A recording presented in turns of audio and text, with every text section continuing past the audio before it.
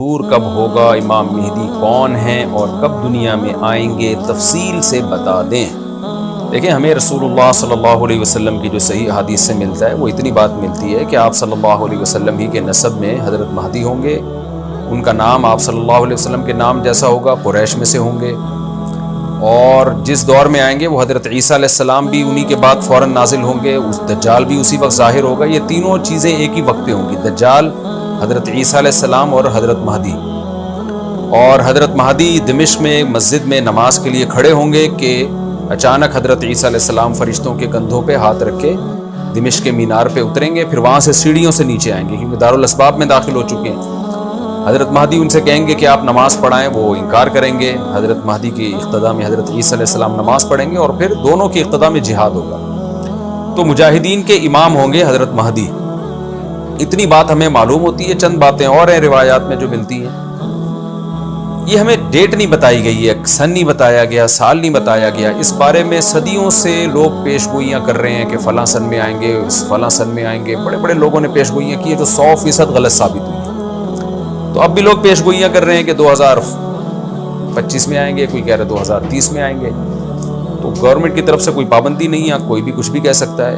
نبی صلی اللہ علیہ وسلم نے اس کو مبہم رکھا ہے، صحابہ نے مبہم رکھا، نہ صحابہ نے نبی سے تاریخ پوچھی، نہ مہینہ پوچھا، اور نہ نبی نے بتایا۔ اور ایسی چیزوں میں اسلام اس کو مجمل ہی رکھتا ہے، کیونکہ وہ مہینہ آتا اور اس مہینے میں کوئی بھی اٹھ کے مہدی کا دعویٰ کر دیتا تو کنفیوژن پیدا ہو جاتی نا۔ اس لیے ہمیں اس پر مبہم ایمان ضروری ہے، مجمل ایمان ضروری ہے۔ مبہم تو نہیں کہیں گے، مجمل کا مطلب تفصیل ہمیں معلوم نہیں ہے، بس ہمیں پتہ ہے کہ ایک وقت آنے والا ہے قرب قیامت میں کہ حدیث میں آتا ہے خراسان سے ایک لشکر اٹھے گا اور اللہ اس کو فتح عطا فرمائیں گے۔ حدیث میں آتا ہے کہ مجاہدین لڑیں گے اور اتنی بڑی جنگ ہوگی کہ آپ صلی اللہ علیہ وسلم نے فرمایا کہ 1/3 مجاہدین اس میں جو لڑنے والے ہوں گے وہ شہید ہو جائیں گے، جو اس وقت کے سب سے افضل ترین شہداء ہوں گے، اور 1/3 مجاہدین وہ ہوں گے جو لڑائی کی شدت اور سختی کی وجہ سے میدان چھوڑ کے بھاگ جائیں گے۔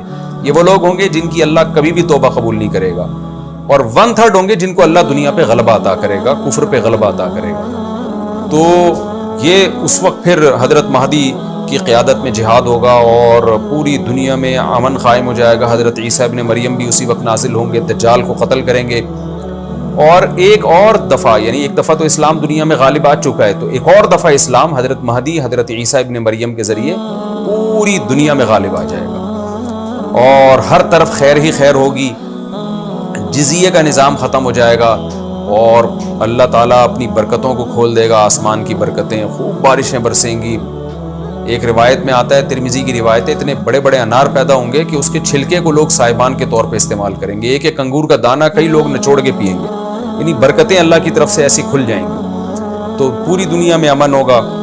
تو یہ جو نبی صلی اللہ علیہ وسلم کی جو بعثت تھی نا، آپ صلی اللہ علیہ وسلم کی، وہ کیا تھی؟ قرآن میں آتا ہے لِيُظْهِرَهُ عَلَى الدِّينِ كُلِّهِ۔ آپ صلی اللہ علیہ وسلم کو دنیا میں اس لیے بھیجا گیا تاکہ آپ دین کو پوری دنیا میں غالب کر دیں۔ تو ایک دفعہ تو یہ بنو امیہ کے دور میں، اور بنو عباس، اور پھر خلافت عثمانیہ، یہ جو مسلمانوں کی خلافتیں چلی ہیں، تو بنو امیہ اور بنو عباس کے دور میں تو اسلام پھیل گیا تھا، پوری دنیا جتنی بھی مہذب دنیا تھی اس میں اسلام ہی اسلام تھا، یعنی اسلامی حکومت تھی، سب مسلمان نہیں تھے لیکن حکومت اسلامی تھی، سب مسلمانوں کے زیر سایہ تھے۔ تو اللہ تعالیٰ اب پوری دنیا میں کیفیت کے لحاظ سے، کمیت کے لحاظ سے، کوانٹٹی کوالٹی دونوں لحاظ سے اسلام کو دنیا میں غالب کرے گا۔ اس کے لیے اللہ نے حضرت مہدی اور حضرت عیسیٰ ابن مریم کا انتخاب کیا ہے۔ اتنا ہمارا ایمان ہے۔ اب کیا ہوتا ہے کہ ہر تھوڑے دن میں کوئی مہدی اٹھ کے دعویٰ شروع کر دیتا ہے، اور تو امام مہدی سب سے پہلی بات یہ مجاہد ہوں گے، بڑی اہم ترین بات یہ ہے، اور انہی کے فوراً انہی کے دور میں حضرت عیسیٰ ابن مریم بھی نازل ہوں گے، تو اور دجال بھی ظاہر ہوگا۔ تو اس لیے یہ تینوں چیزیں ایک ساتھ ہیں، اس لیے ان کو پہچاننے میں اہل اسلام کو دشواری نہیں ہوگی۔ حضرت مہدی کو تو لوگ خود تلاش کریں گے، ان کی علامتوں میں سے یہ بھی ہے، وہ دعویٰ نہیں کریں گے، لوگ اہل اللہ بزرگان دین علماء ان کو خود تلاش کریں گے۔ آج لوگ خود دعویٰ کر رہے ہوتے ہیں حضرت مہدی ہیں، میں حضرت مہدی ہوں، تو وہ دعویٰ جو کرے گا اس کا مطلب وہ تو ہو ہی نہیں سکتا۔ تو اس لیے ہمیں اس ٹاپک کو ختم کر دینا چاہیے اس سینس میں کہ اس سینس میں ختم کر دینا چاہیے کہ جو دعوے کر رہے ہیں نا کہ کل آ رہے ہیں، پرسوں آ رہے ہیں، فلاں سن میں آ رہے ہیں، اس سینس میں اس ٹاپک کو ہمیں ختم کر دینا چاہیے. ہاں جتنا احادیث میں ہے اس کو بیان کرنا چاہیے. اور جو لوگ بھی خلاف سنت ہوتے ہیں وہ تو حضرت مہدی ہو ہی نہیں سکتے. آج تو مہدی ہونے کا دعویٰ ایسے ایسے پاگل فضول قسم کے لوگ کر رہے ہیں جو انسان ہونے کا دعویٰ کرنے سے پہلے ان کو سوچنا چاہیے کہ ہم انسان کے بچے بھی ہیں کہ نہیں.